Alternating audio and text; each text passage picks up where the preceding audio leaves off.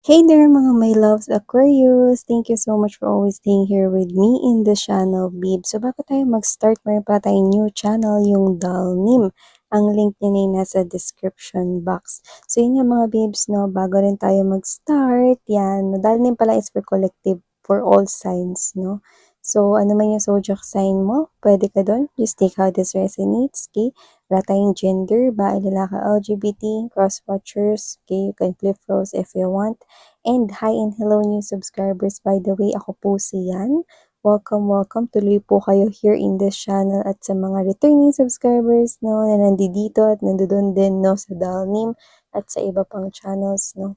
Maraming salamat sa inyong suporta. So yun nga mga babes, no, alamin natin yung tatlong bagay na kailangan mo ngayon. Aquarius. So, Spirit and Angel Guides, Archangel Michael, maraming salamat for being present here in this reading. Can you please show me ano po itong tatlong bagay na kailangan ni Aquarius? What are the three things that Aquarius needs right now? What are the three things that Aquarius need right now? At the end of the day, may free will kayo mga babes, okay? So, malaya kayo at pwedeng-pwede nyo yung gamitin anytime. Okay, so let's go ahead and check these three things na kailangan mo, Aquarius. So first thing that you need right now is the Knight of Earth energy. Okay, kailangan mo maging, kailangan mo suportahan yung sarili mo. So baka meron ka rito kailangan gawin, kailangan mong i-organize rito, no? Hindi lang yung mga bagay sa paligid mo, no, kundi yung isipan mo, kailangan i-organize mo yan. Okay, kailangan mo mag-take ng responsibility rito. So, iba bakit parang feeling ko rito natatakot kayo. Maaring meron ditong responsibilidad, no, na parang feeling mo hindi mo deserve or natatakot kang akuin yung bagay na yan. May fear tayong nakikita rito, pero sa nakikita ko, kaya mo naman yang gampanan. So, ano man sitwasyon mo ngayon na parang nababalutan ka rito ng takot, no, or nininervous ka rito, no, kailangan mong suportahan ang sarili mo unang-una, no.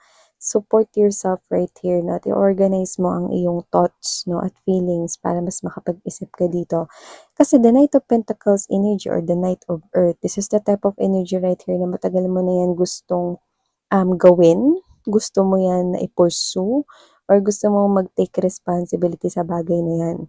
Trabaho man yan, love life man yan, or other personal na may kinalaman sa buhay mo. So nakikita ko no, na oras na para lumbas ka sa yung comfort zone, Aquarius, at ilabas mo rito ng pagiging creative mo. Yan, no? Kasi kung ano man yan na gustong-gusto mong bagay, nakikita ko na deserve mo yan. So, wag mo isipin na hindi mo yan deserve. So, kailangan mo rito magtiwala at suportahan ang sarili mo, especially lumalabas ito bilang pangarap mo. So, you're holding this too tightly for quite a long time already. Oras na para gumawa ka ng aksyon para maging realidad mo na yan. Tao man yan na gusto mong i-pursue, pangarap man yan sa pera, trabaho, or career, push na yan, no? Kasi nakikita ko na deserve mo yan. So, kailangan mo na i-organize ang sarili mo rito, no? At kailangan mo mga babes na maniwala na deserve mo to. Syempre, yun yung pinakauna, no? Kailangan mo maniwala na deserve mo yung bagay na yan para yan ay mapunta sa iyo. At alam mo, ang daming mga bulaklak sa paligid, no? At hindi yan mga babes, no? Basta lang talaga mga bulaklak. Mga nagagandahan at nagbo-blossom, nagbo-bloom na mga opportunities na yan ang paparating sa'yo kapag ka nag-take responsibility ka na i-pursue kung ano man yan. Nakakita tayo rito ng mga positibong mga pagbabago na higit pa, no, sa inaasahan mo. Yan. So, wag mo hayaang manatiling pangarap at pantasya lang ang mga bagay na yan, no. Go, grab it na. 'Di ba? Sinikita ko rito, no. So, whatever the case may be, naalala ko yung pagkakasabi ko dun, no, parang yung commercial 'no, ni Ate Shawi 'no, yung sa ferry boat yun 'di ba? Sakay na, yun gano'n 'no. So, sakyan niyo na 'tong mga pangarap niyo na 'to mga babes 'no, at hayaan ninyong dalhin kayo dun sa mga magagandang oportunidad 'no, na handog kalakip ng bagay na gustong-gusto mong i-pursue rito 'no. Fear is just an illusion, tandaan mo yun palagi, 'no? Lalo na 'pag may gusto kang gawin ta's natatakot ka. Fear is just an illusion, okay? Ang ikalawang bagay na kailangan mo, Aquarius, ay Knight of Water energy. Nakita mo mga bulaklak na naman. So, yung iba, pera at love life tong pinupursu ninyo, no? So, we have here the romantic, emotional, and dramatic, no? Dito mga babes, no, kung meron ka ritong nililigawan, no, ito yung oras para maging creative ka at maging romantic ka. Ilabas mo ang pagiging isa mo ritong makata or kung ano man yung tinatago mo ritong romantic side mo. Ilabas mo na ang pagiging sweet at lambing mo, ang creative mo 'no, kung nag-iisip ka rito ng picnic vibe, gawin mo na 'yan 'no, at mag-isip ka kung saan dito kayo puwedeng mag-dinner 'no, like romantically talaga. So, nakikita ko rito na kailangan kung tao yung pinupursue mo na kailangan mo ditong ilabas ang pagiging creative mo 'no. Hindi lang basta online messages 'no, gumawa ka ng card, gumawa ka ng letter, invitation 'no. Sulatan mo siya rito ng sulat kamay mo 'no, at i-sealed mo ito with a kiss, 'di ba? Maging ano ka 'no, romantic vibe ka 'no, kunwari may lipstick ka 'no, lipstick mo 'yun ta's i-kiss mo yung papel 'no, kunyari love, 'yan, ta's kiss, gano'n. Ilagay mo yung sarili mong uniqueness diyan, yung originality mo, yung authenticity mo kasi siguradong makakadagdag yan sa pogi points or ganda points mo 'no, diyan sa person na pinu-pursue mo 'no.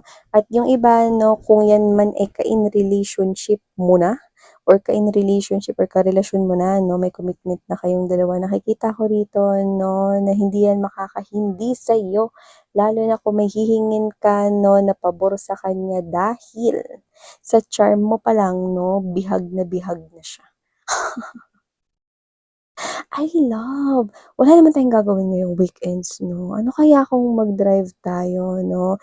Alam mo imbes na sasabihin niya sa'yo na kakapagod mag-drive, eh, lalo na long drive pa yung gusto nito, eh, ano, hindi niya sabihin, "O sige, gawin natin 'yan." 'Yan 'no, nakakita tayo rito ng positibo yung magiging sagot sa'yo ng labi-dabi mo 'no, kapag may hihingin kang pabor kung jowa or asawa mo na 'yan. Sa iba naman, kung nililigawan mo pa lang 'yan or nagpaparating ka pa lang na gusto mo siya, ganyan 'no, nakikita ko rito nung papasagot mo siya 'no, dahil diyan sa tinataglay mong charm with actions, 'di ba? So, nakikita ko na medyo artistic ka at creative ka 'no, so ilabas mo na 'yan ngayon at nakikita ko ritong panalo 'yan, 'yan 'no. So, yung iba hindi yan usapang pag-ibig, kung yung iba ang gusto ninyo rito ay trabaho or pagkakaperahan 'no, ilabas niyo yung pagiging creative side ninyo. Kasi ito parang there's a touch of yung originality, kung business man 'yan ano ba yung mga bagay diyan na puwede mong gamitin, yung pagiging creative mo puwede mong paandarin 'no, para maka-attract 'yan ng mga potential mga mamimili, customers, buyers, mga gano'n. Or ilabas mo yung pagiging creative mo rito na para makahugot ka ng tamang or maka-attract ka ng tamang business partners 'no, na makipag-collaborate at tulungan sa'yo 'no, dito sa business na 'to para sa mas ikayayabong ng oportunidad 'no, at kung balak ninyo na palaguin yung mga branches niyan, posible yun mangyari, 'yan 'no. At dito nakikita ko 'no, na yung iba posibleng nag-a-apply kayo ng trabaho 'no, so meron ditong kakaiba sa'yo na I think yun yung creative side mo na makikita nila 'no, kaya ka nila rito iha-hire o tatanggapin sa kanilang kumpanya. So 'yan, 'di ba? Nakita tayo ng ganyan 'no, na kailangan mo para, okey, hindi lang mabuhay kundi para makuha rito yung mga bagay na gusto mo sa larangan man yan ng kaperahan o pag-ibig, 'di ba? Ang ikatlong bagay na kailangan mo ay ang ego. So, whatever the case may be 'no, kailangan mo rito mga babes 'no, ng ego, which means 'no, na ikaw 'to na hindi yung ego na nagmamatigas ka or whatever, no, hindi, okay? You need here that dependency, hindi sa ibang tao, kundi sa sarili mo. Depend on yourself, no? Maging innovative ka, maging ano ka, maparaan ka rito, madiskarte, yan, no? At isipin mo yung bagay, buuhin mo yung vision sa isip mo. Okay? Buuhin mo yung isip sa vision mo at tutulungan ka, no? Isosupport ka ng iyong angels and spirit guides dito sa gusto mong gawin. Okay? Sa ganong paraan, no, makakonect sila sa'yo rito, no, upang matulungan ka nila kung paano mai-improve yang vision na naiisip mo. Alam mo yung ikaw yung klase ng energy, no, na oo, nagwo-work yung plano na sulat-sulat, no, or nagwo-work dito yung mga pinaplano, tina-target mong goals, no, kapag sinusulat mo sila or parang 'pag hinahanda mo sila, no. Pero kasi meron ka ritong I think hindi mo alam, pero feeling ko talent at skill mo 'to, lalo na kapagka mare-realize mo na yon. Meron ka kasing kakayahan na buuhin yung plano na yan kahit hindi mo yun isulat, kahit sa isip mo lang, may kakayahan kang ganun. So, ibig sabihin, no, create this plano sa isip mo at tingnan mo yung magiging advantages at disadvantages nito at makatutulong ito, no, para makakonek at makakuha ka ng mga idea kasi babatuhan ka rito. Aray, babatuhan ako miss yan. Babatuhan ka ng idea at concepts ng iyong mga anghel at guardians, no? Para matulungan ka maproseso tong plano na to nang makuha mo yung positibong resulta ng ginagawa or nilalakad mo dito. Pinupurso mo. So, ibig sabihin, habang nagkikreate ka ng plano sa isip mo at tinitingnan mo na yan, no, sa kakaibang perspective o perception, no, hindi mo namamalaya na parang nalalagyan mo na yan, parang parang yan yung drawing na nagkakakulay. Ibig sabihin nakikita mo 'no, yung, ganda nung plano, okey? Kapagka na-envision or iniisip mo siya 'no, ginagawa at binubuo mo siya sa iyong isipan, 'yan 'no.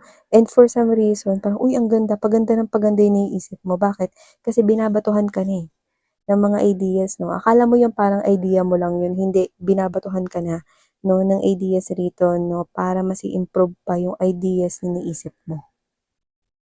Yun yung nakikita kong paraan ng pagtulong sa'yo 'no, Aquarius, ng iyong mga anghel at spirit guides 'no. Kung tao yung nilalakad mong babato pa sila sa'yo rito, maganda na yung iniisip mo na picnic pero mag-iisip pa sila dito paano pa mas magiging maganda yan 'no. Ano kaya kung yan nilagyan mo ng ganito, bla bla bla 'no. So makakatanggap ka pa rito ng iba pang mga supportive na mga informations 'no, na susuporta sa gusto mong buuhin na 'to na pagpaplano na ito. Ang bongga! So, to the rescue, yung mga spirits and angel guides mo rito, Aquarius, 'di ba? So, yung iba hindi niyo alam na creative kayo. Nakikita ko na matutuklasan niyo na 'yan.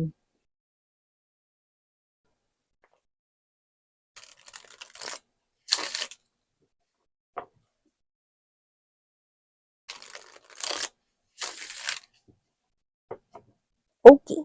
So, let's go ahead and see this advice for you guys. Your advice is for a fire energy dance. No, sumabay ka rito no sa Agos 'no, dance with the rhythm 'no, at isipin mo na agad 'no na may maganda itong kahihinatnan. There's a celebration, see? Nakikita ko rito 'no na kailangan mo rito mga babes 'no na magtiwala sa sarili mo at kung ano man 'yan, makukuha mo 'yan, see? For a fire energy, this is a call for celebration. You will celebrate here your success because you're gonna achieve this, whatever is this that you want. And look at that, flowers again. So, ibig sabihin, no, itong mga bulaklak na to, oportunidad makukuha mo to. So, ano man to na magdadala ito sa'yo, mga babes, no, ng tinatawag natin na pagkaalawan ng buhay or pagkaalawan ng sitwasyon mo. So, kung ano man to, no, pinapayuhan ka, no, na dance together with the universe, no, and everything here will be flowing smoothly in your life. And the magician, see, you are holding all the tools that you need. You are so powerful right here, no? So, you need to prepare yourself kasi marami ka pang mamamanifest dito ng mga magagandang oportunidad sa buhay mo. So yeah, these are all the beautiful messages I've got right here for you, Aquarius. Show your creative side, show how playful you are, and there you go. Everything that you want to attract, okay? You will effortlessly attract it all sa'yo. So thank you so much. Sarang heyo love and light. Annyeong.